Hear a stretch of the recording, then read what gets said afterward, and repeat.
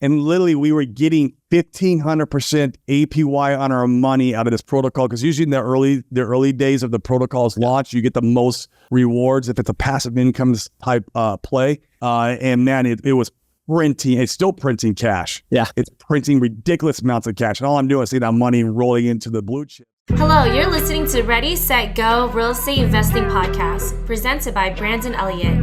This show will be going over all aspects of real estate investing and is intended to educate, motivate, and prepare you to take action on your first or next real estate investment.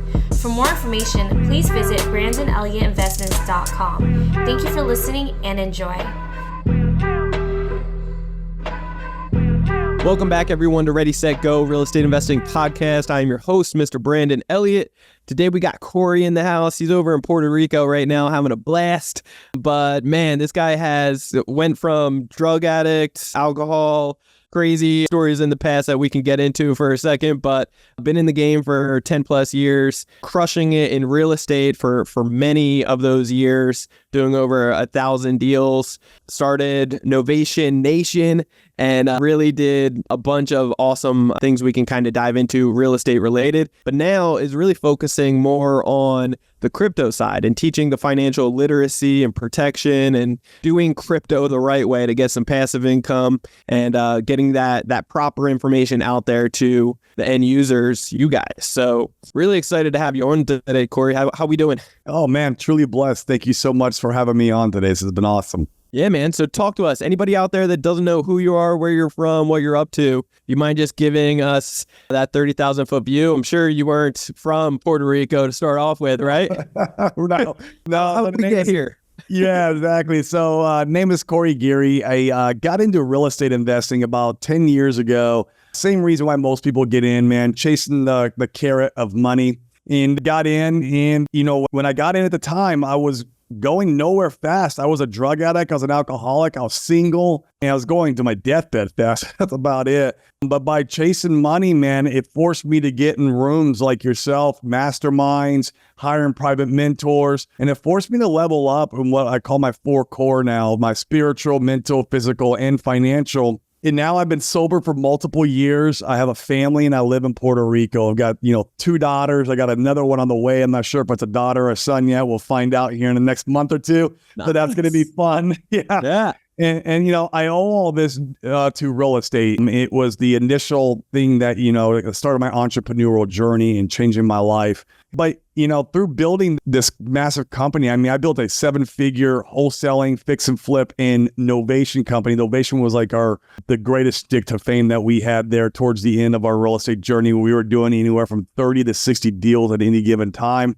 I started Novation Nation. It was a course and then a mastermind, and we were teaching people nationwide how to do Novation deals, list your deals on MLS so you can get financed buyers for basically your wholesale deals. And I was one of the few people doing them at the time. And man, it was like a cheat code for real estate. It was amazing. But, Corey, yes. Could you give the breakdown? What is Novations in general? Yeah. Out there that doesn't know? Great question, man. It's basically where wholesale and retail meet. It's where you're just taking your contract to seller and you're going to put it on the MLS. And instead of assigning the deal, which where the problems come in with when you're getting conventional financing on the back end, you're going to novate, meaning that you're going to just, it's a replacement of contract. You're replacing the contract with a new buyer and you're stepping out of the way. And the way you get paid on the deal is by putting a lien on the property. So you're not getting paid via an assignment. You're getting paid via lien. And there's a new buyer who's going under contract with this property. And now that new buyer can go get financing,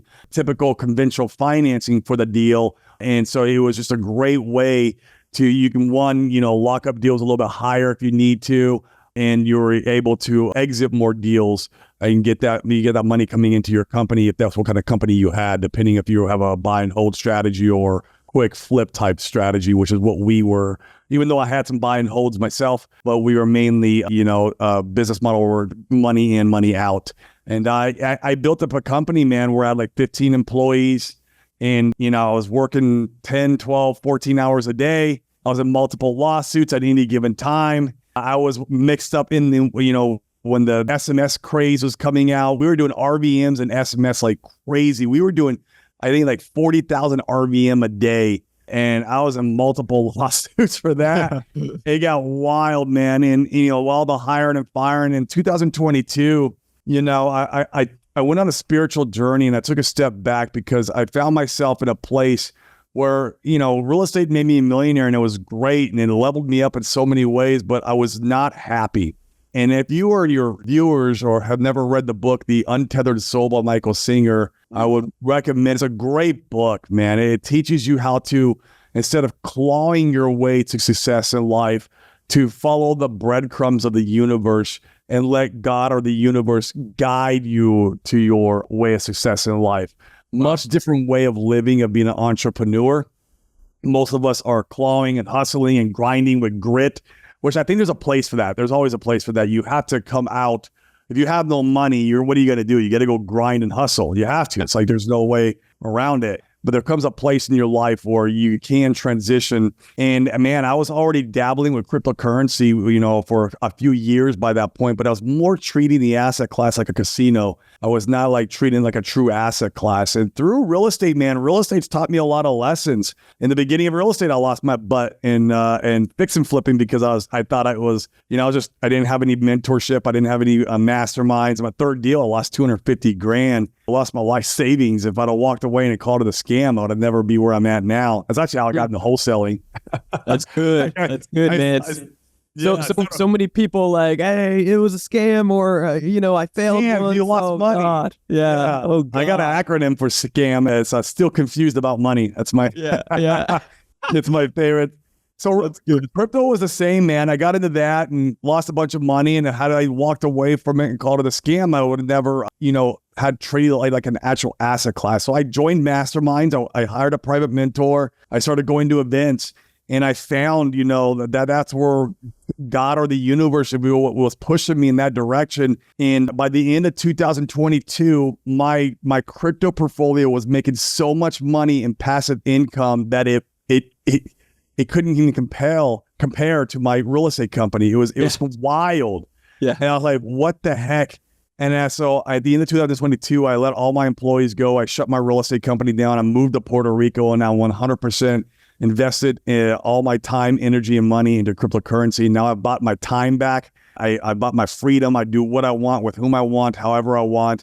And I'm making more money now than I've ever made in my entire life. It's absolutely the most beautiful thing when you follow the universe or God's plan, just knowing how to tap into that a little bit. It's hard and it's uncomfortable, but it can pay a lifetime of dividends. And one reason why we're out here, let me finish the story here, twofold. Puerto Rico, why Puerto Rico? People like, why go? One, you don't pay taxes on any capital gains. Yeah. And any business revenue you're bringing in, we have our mastermind, any business revenue you're bringing in, you only pay a 4% flat tax. Corporate tax. That's it. There's no other tax on that. So it's a great way to save money there. And then anybody in crypto, man, lives in Puerto Rico. Just like in real estate, you want to be around guys who have bigger portfolios than you. You want to be around guys who are doing more deals than you. It is no different in crypto. You want to be around guys who have bigger portfolios than you and who are making bigger moves than you. And Puerto Rico offers that. It's like a 24/7-hour mastermind if I want. I can go out and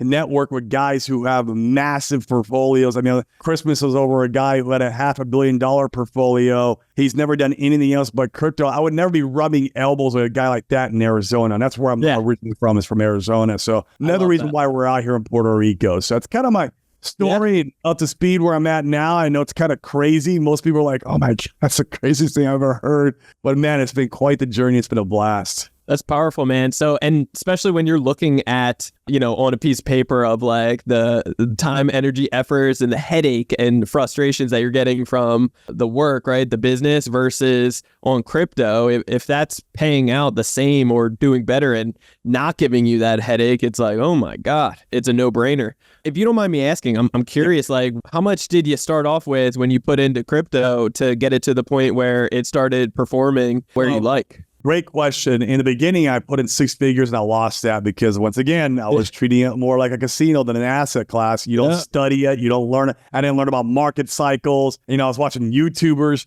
YouTubers would shill me a coin and I'd go buy it. And by the end of the day, like it was in the red. And I was like, what's going on? Why am I losing all this money? There's something to this game and I don't get it. It's just you don't know what you don't know without learning about the asset class. So it is an asset class. And so in the beginning, yeah, 6 figures. But then over time through, masterminds, and I even hired a private mentor for a while and going to events. I started, scaling in multiple 6 figures. And so now I'm over 7 figures into the space, obviously. And that's how I'm able to generate the passive income that we make and then do what we do. The one difference between this and real estate is you can't grind and hustle to get free crypto the way you can. Like real estate, you can grind and hustle without money and get deals. You really can. You can go door knocking. You can go down to the county courthouse and pull a list and cold call. Like there's a way to grind in real estate and get deals and make money. It's a thing. And I mean, people do it all the time. You can't do that in the crypto space. You have to come in with some liquidity, with some money. So you need a leg up. There's no way I could have just came in and been successful at crypto. Real estate was the key pivotal thing that made me successful in crypto and in all aspects of my life. My family, like I said, my sobriety, that was real estate that did that, man. And same with crypto. So you need some liquidity. You don't need as much like I do. Like you can put in, $5,000, $10,000 and get some great results out of cryptocurrency. Cryptocurrency is the highest appreciating asset class known to mankind. If you know what to invest in, if you know where to look, if you understand about market cycles, you don't need to bet the farm to buy the farm in crypto. Now, if you're trying to achieve what we did, of course, yes, you have to go heavy, but maybe your goals is like, okay, I just want to 1% of my portfolio being crypto. I'm going to go keep doing this real estate thing. And that way, you have some exposure into this asset class. So if it pumps up really hard over the next year and a year and a half, which it will, we're at the start of the bull run, then you have some exposure in there. Maybe use that money to, go buy more real estate, or maybe it's for use that money to go, dump into marketing or whatever it is. Everyone has different goals and different places where they're at in their life. Love it. Yeah, Corey, I got a bunch of questions I want to rock and roll with. Sure. Talk to me about the passive income side. You put roughly 7 figures in there now. What, I know there's a bunch of different safe options that you can make some strong returns on. There is. So what does that look like? How can somebody, and what kind of percentages can people anticipate? Great question. We're going to talk about So there's 3 ways to make passive income that are legitimate. Now, you understand, crypto is a wild west of finance. It's not regulated yet. And so obviously where there's opportunity and no regulation, there's scammers. So be careful. You have to know how to navigate this space. But the 3 ways is, 1, what we call crypto dividends. This is just where a protocol lives on the blockchain and it generates fees from its users, and those fees get paid to the coin holders that are attached to the protocol. Kind of like if you own Coca-Cola, you get a dribble of their profit share. It's called dividends. Same thing exists on the blockchain. 2, where you're the Coinbase. So Coinbase's business model is they offer up assets, and the marketplace trades back and forth between those assets, and they make the fees. In fact, Binance makes $24 billion a year from that model. It is wild. It's one of the most lucrative companies in the world, and that's all it is. They're just offering up crypto assets to trade back and forth for buying and selling. You can do the same on the blockchain. You could be the Coinbase. You could be the Binance, where you put your assets up for the marketplace to trade back and forth between. You don't lose control of your assets. You're basically just kind of borrowing out your assets. Is that something that everybody can do, or is that like kind of growing a company like Coinbase or Binance? That's what's great.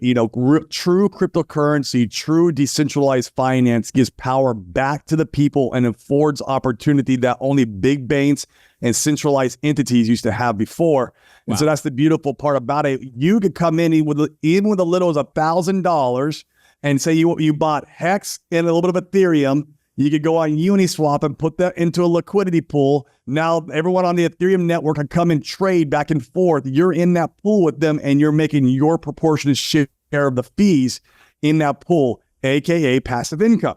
And so anyone can do it. It's just knowing how to do it, knowing where to go, where's the best opportunity, which assets should I hold. There's a lot of in between there, and that's what we do. We do all the due diligence all day long. We eat, sleep, and breathe this stuff.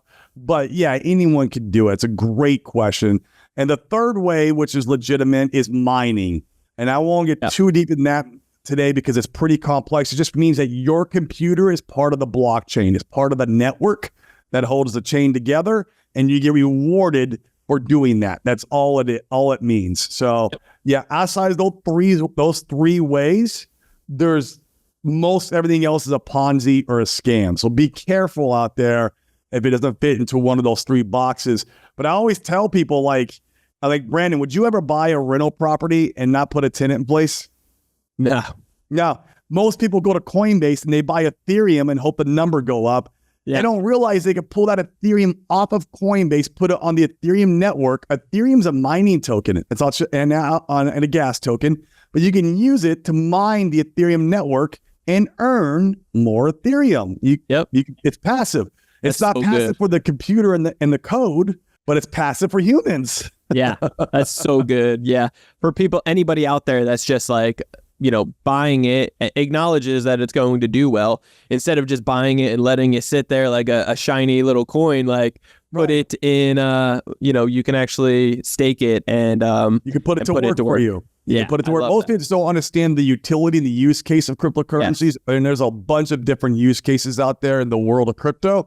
And it's just a matter of a little bit of education in figuring that out instead of just like going to a Binance and buying a bunch of dog coins. Yeah, exactly. That's good. What do you think about bots, like trading bots? There's a lot of them out there nowadays. Well, that's the problem. And when they first came out and you were early, you could have made money with them. It's just that, you were no longer earlier. There's still some good ones, of course. People are always innovative in new tech. But with our strategy, we don't have to worry about that because we're buy and hold investors. We treat our crypto like real estate. We buy, we hold, we cash flow, and we'll sell when the market cycle tells us to sell, which will be somewhere in between 2025 and 2026. And we have a saying in our communities, we want to use cryptocurrency as a wealth creation tool and use real estate as a wealth preservation tool. So we're not done with real estate. We're going to go back into real estate when the time says we should, when the opportunity says we should. And so that's kind of the full ethos of the community. But yeah, we don't trade. We'll play with some meme coins once in a while. We allocate a small portion of our portfolio for some degen, stuff. So if people are bored or a community, we say, hey, put 90% of your economic energy into core assets that are long-term buy and hold. We call it hodling. And then use 10% if you want. You don't need to, but if you want, up to 10%.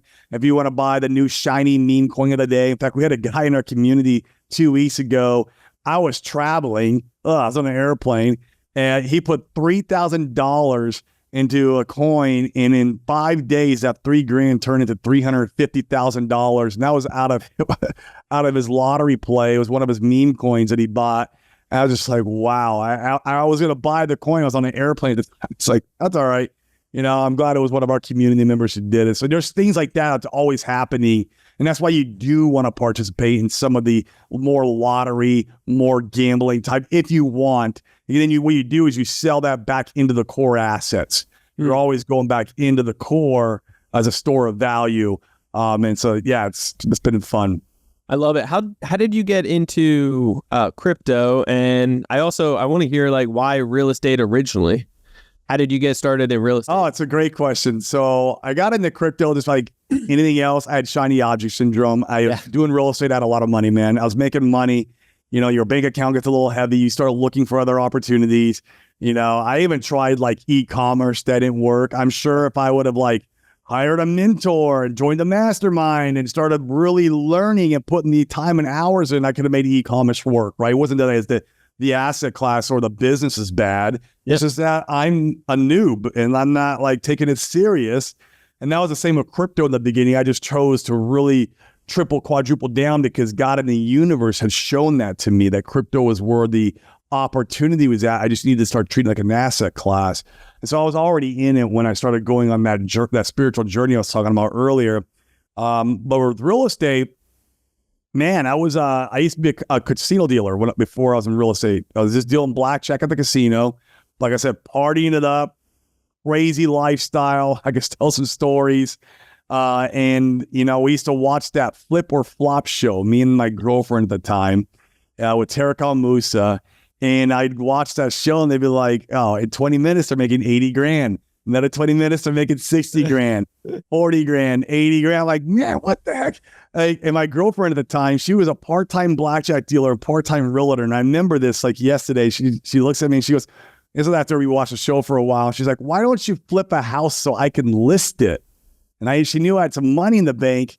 And I was like, why don't I? I mean, I can make 80 grand on the side, like, and do these real estate deals, and you can list it and then get the commissions. And like, literally, man, I remember after she said that night, the next morning, I was outside in the morning on one of my morning runs, and I saw one of those bandit signs that said, fix and flip, buy price. And it had a price. It was like, I don't know, 280 or whatever. Sell price. And it was like, 380. I can't remember the exact numbers, but I stopped and I called that phone number. I bought that house. It took me 6 months and I made $8,000. Yeah. That was my very first deal. And it's all because of that freaking show, Fix or Flop. That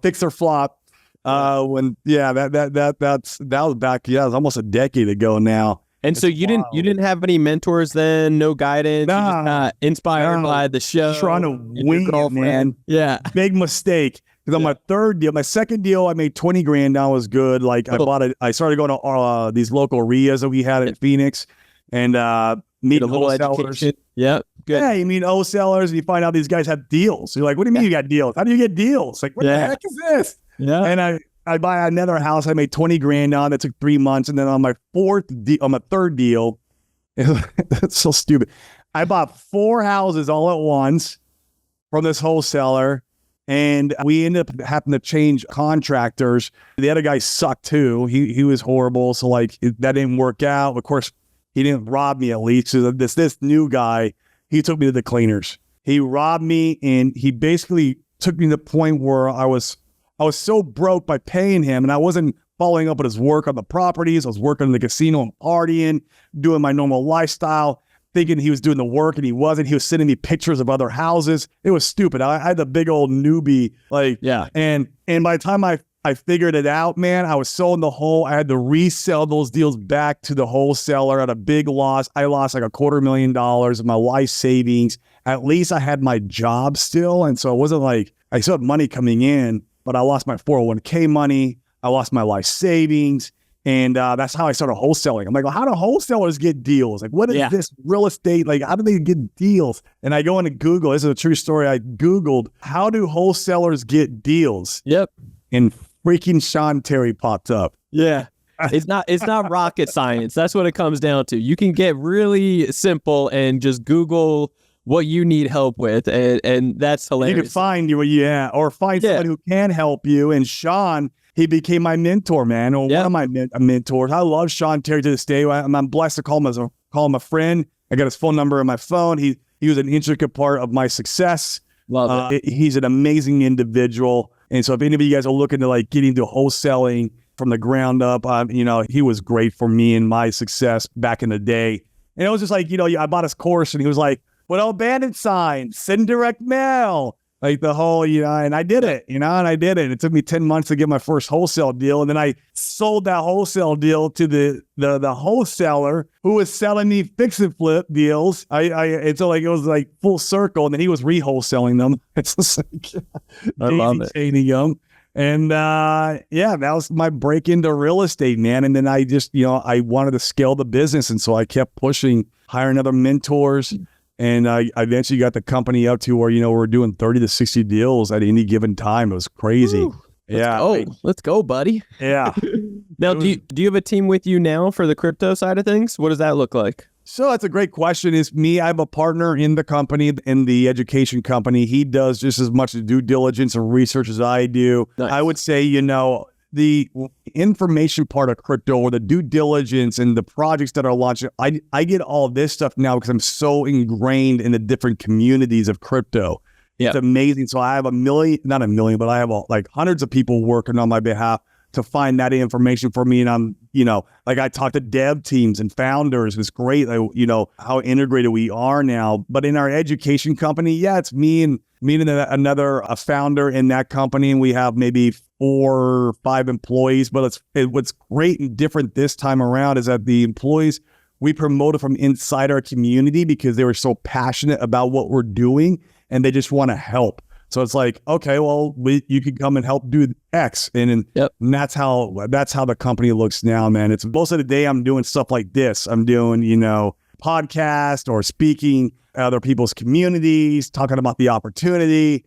It's been a blast, man. So you lean on your connections a lot for kind of due diligence and getting, good information, good intel together for you. Absolutely. I mean, we still do ours. Like I knew about a project launching on Pulse Chain yesterday. We knew about it for the last couple months. I didn't know what day it was going to launch on. It launched yesterday. And as soon as it launched, I knew within seconds. And I was able to let my community know. And literally we were getting 1,500% APY on our money out of this protocol. Because usually in the early days of the protocol's launch, you get the most rewards if it's a passive income type play. And man, it was printing. It's still printing cash. Yeah. It's printing ridiculous amounts of cash. And all I'm doing is seeing that money rolling into the blue chips. But like we knew about it because we knew the founder, we know the dev team. They've launched other protocols before.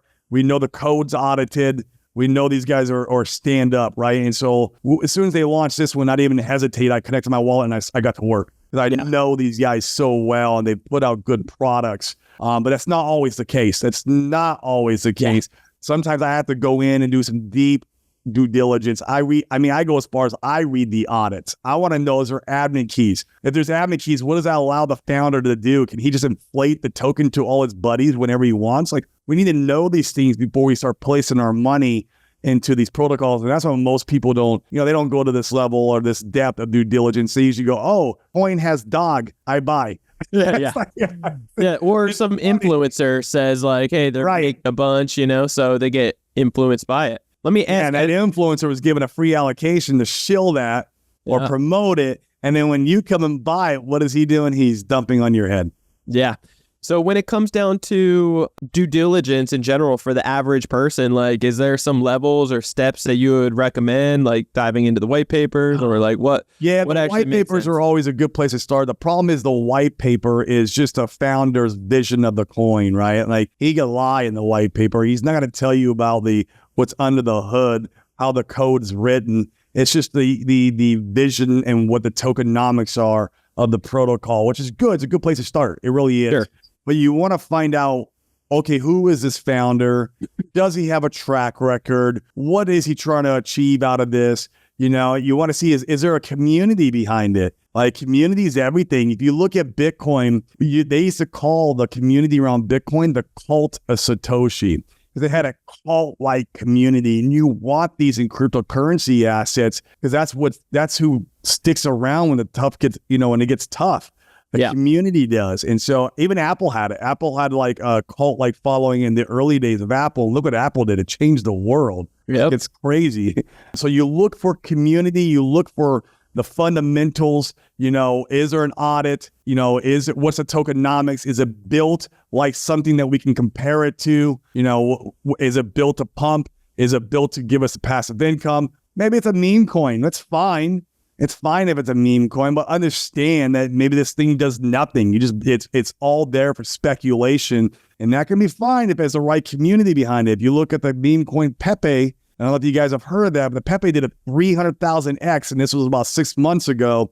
And there's other meme coins coming out of that community that could do really well in this next market cycle, which we have right now. I don't know if you guys know, the Bitcoin halving was 2 weeks ago, and this is the starting gun for the next bull run. For the next year to year and a half, we're going to have a bull run. So there will be meme coins that will do outlandish gains. Like Shiba Inu did 1 million X last cycle. I mean, if you put $1 into Shiba Inu when it launched and you would have sold the top, you'd have made $1 million. It's wild. Wow. It's just wild. So like there's going to be those stories again in this cycle. It's just about positioning yourself. You want to position now. It's the old Warren Buffett, buy when they're fearful, sell when they're greedy.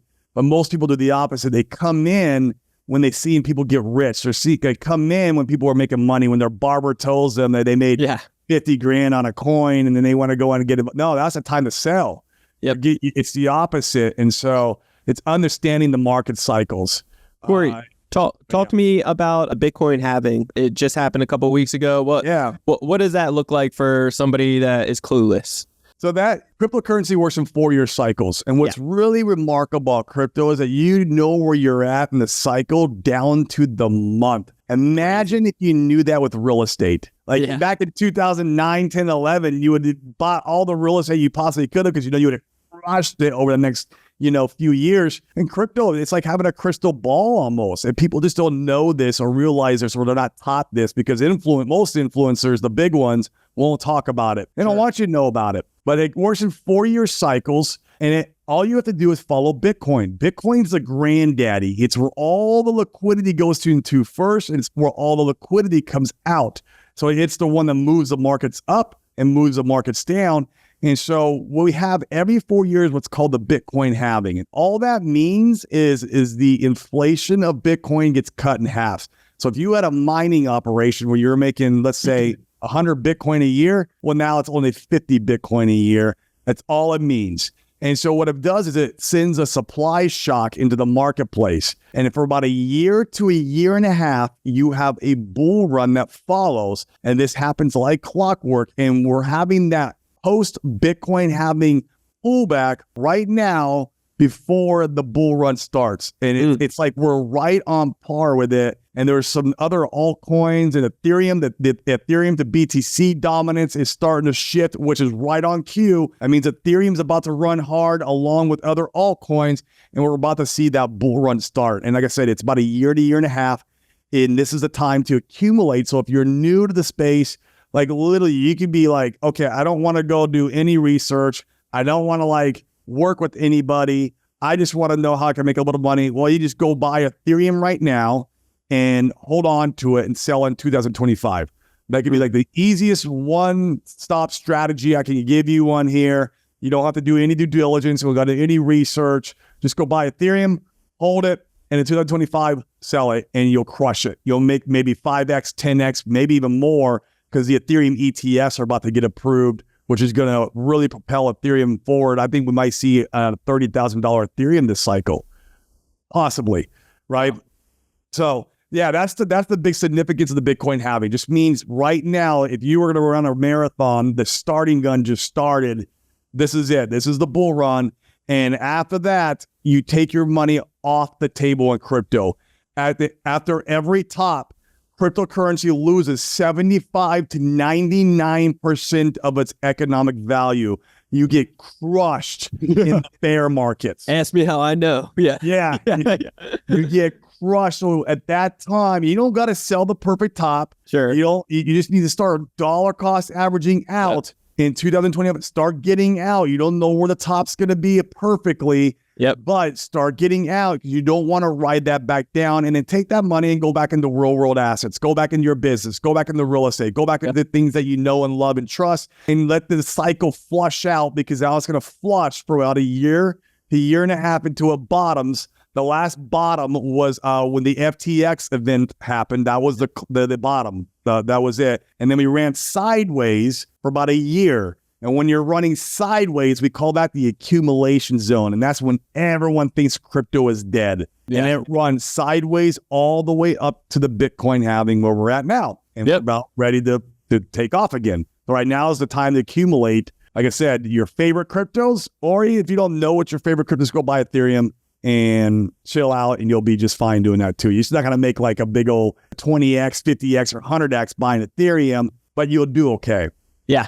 Versus Bitcoin, what do you think about getting that one? 2 or 5x. I mean, Bitcoin, you're late to the party. It's fine. It's a great store of value, but man, I can make it 2 or 5x flipping houses with my money. I don't need to be volatile. If I'm going to get into this asset class and I'll really do the research and due diligence and understanding and put my money at risk, man, I want 20x, 50x, 100x's. And the only way you get those is by being early and finding stuff when they launch, or finding stuff if they've launched in the bear market when they're really depressed, and buying them at that time when nobody's looking at them. Everyone might think it's dead. That's the time to buy and hodl and sell in 2025. That's how you get the 50x's, the 100x's. And there's a few of them right now that are right there. Post having dip, we're accumulating. Yeah, I love it. Corey, you mentioned how life kind of started was more drugs, alcohol, addictions, and then you got the breakthroughs as you started getting kind of more into your 4 steps here. Or pillars of life. Yeah, and started building upon like creating a stronger man that you are today. I'm just curious. I want to hear a little bit, like, how did you find yourself at those kind of crossroads? What was that crossroad for you that like, hey, enough is enough. I need to stop. I know what mine was, but then I would love to hear afterwards, like how the listeners can get a hold of you. It didn't happen overnight. I just didn't wake up one day and go, okay, that's it, I'm sober, right? Yeah. Like it was slow. It was slow. Like the torture that I was giving myself through the addiction, because at the same time I'm in this real estate thing. I'm doing like, I'm going to these masterminds and I'm learning to love myself. There was the real key. Like I was learning to love myself. At the same time, I was torturing myself with addiction. And then there was a day when I woke up, and I remember it was November. It was Black Friday. That was like 4 or 5 Black Fridays ago. 5 Black Fridays ago. I woke up and I was from a big bender. A lot of bad stuff, right? And that was, I remember, and it wasn't like that was not the moment. It was leading up to that moment, but that was the moment where I was like, okay, that's it. I'm done. I went cold turkey, man. It was cold turkey. The hardest one to quit was nicotine. I was a smoker, and then I went to vape, and then after vape, I went to the little chews, and then eventually I went cold turkey off that. And the only monkey I have is my coffee in the morning now. Like I have 2 cups of coffee in the morning. That's it. And that's all I got now. But yeah, it was learning to love myself over the course of a couple years through my real estate journey and, leveling up spiritually and mentally, and that destruction happening at the same time where my mental framework was changing. And it was not an overnight thing, and that's not how I was able to do it. But like there was a day when I woke up and I was like, okay, I am sick of this. Man, I would wake up and I would be in withdrawals, and I would have to drink in the morning to make it through the day. And I had to go run my business. Like I had to go and run my business. So I had to get up at 6 a.m. and crack a beer open. Yeah. And like, I'm in this vicious cycle. Then I'm drinking all day to operate. I was a very functional alcoholic. Yeah. Yeah. And I was operating my business, and my employees my employees would go buy me a 12-pack at lunchtime. It was crazy. They come in and see me sleep on the couch, and they go buy me a 12-pack. It was horrible, dude. Yeah. But like we operated a high-level business. And it was wild, man. I mean, it would be interesting to know how much more success I would have had in my early days if I wasn't an alcohol or drug addict. But I'll never know that. And I'm blessed now that I'm fully clean. Yeah. And yeah, it was. And at first, man, it was tough going out to real estate events because, real estate guys like to drink.